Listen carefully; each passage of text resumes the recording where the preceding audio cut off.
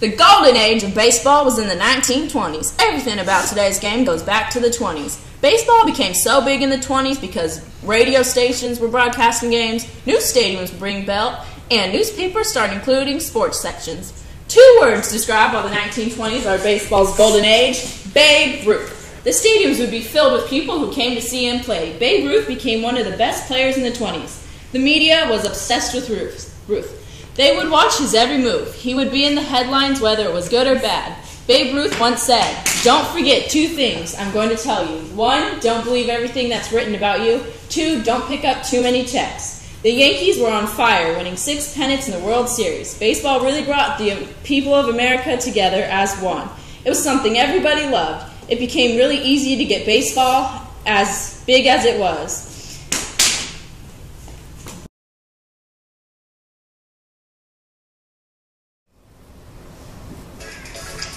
The 1920s brought change to fashion. World War I was over and people wanted to leave the seriousness of the war behind them. During the 20s, men's fashion became less stuffy and they tried to look more youthful, but women's fashion changed so much. Women started dressing in a way they felt comfortable, not to be feminine, but as a statement of whom they are.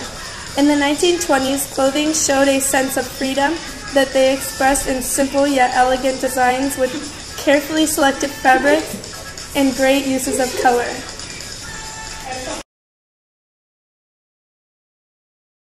Jazz is another name for the 1920s. Jazz music had originated in New Orleans in the early 1900s by African Americans. This genre of music was like nothing the parents of the young had ever heard before. It was loud and syncopated. Jazz was considered an evil influence on young people. This new type of music excited the young people of America and gave them something new to do. This type of music was new to the young people of America, and that's what they loved most about it. In some way, by listening to this genre of music, the young people were rebelling. Young people made dances that went along with the jazz music. Not everyone liked jazz, though.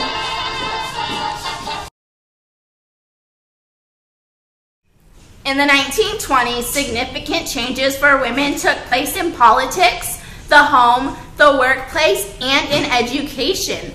June 4th, 1919, the 19th Amendment was passed. The 19th Amendment gave the women the right to vote. Although they were slow to use their voting rights, by the end of the decade, women were represented on local, state, and national political committees and were influencing the political agenda of the federal government. Women in the 1920s paved the way for women in the future.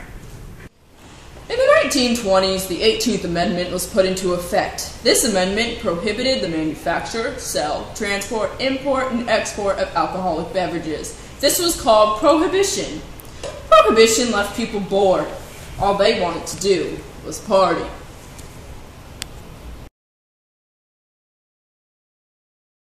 With the passing of the 18th Amendment, organized crime started gaining momentum. Mobsters, such as Al Capone, started importing alcohol and selling it to the public.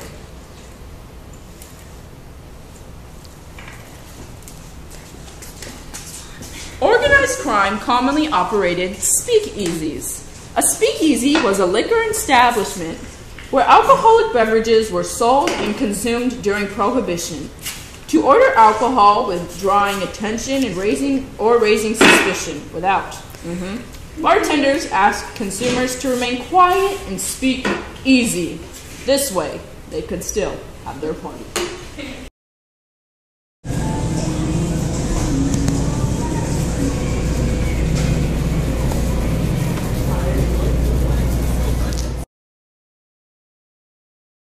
The Harlem Renaissance was first called the New Negro Movement.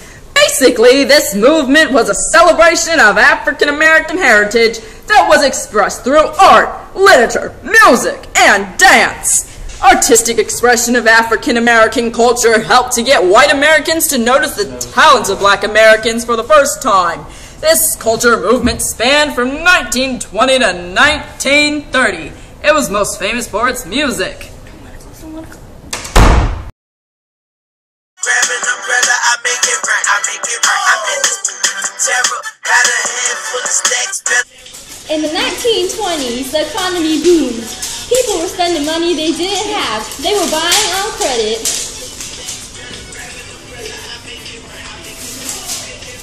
Woman. In the 1920s, one of the biggest technological advances was the car. They made it so affordable that almost every family owned one.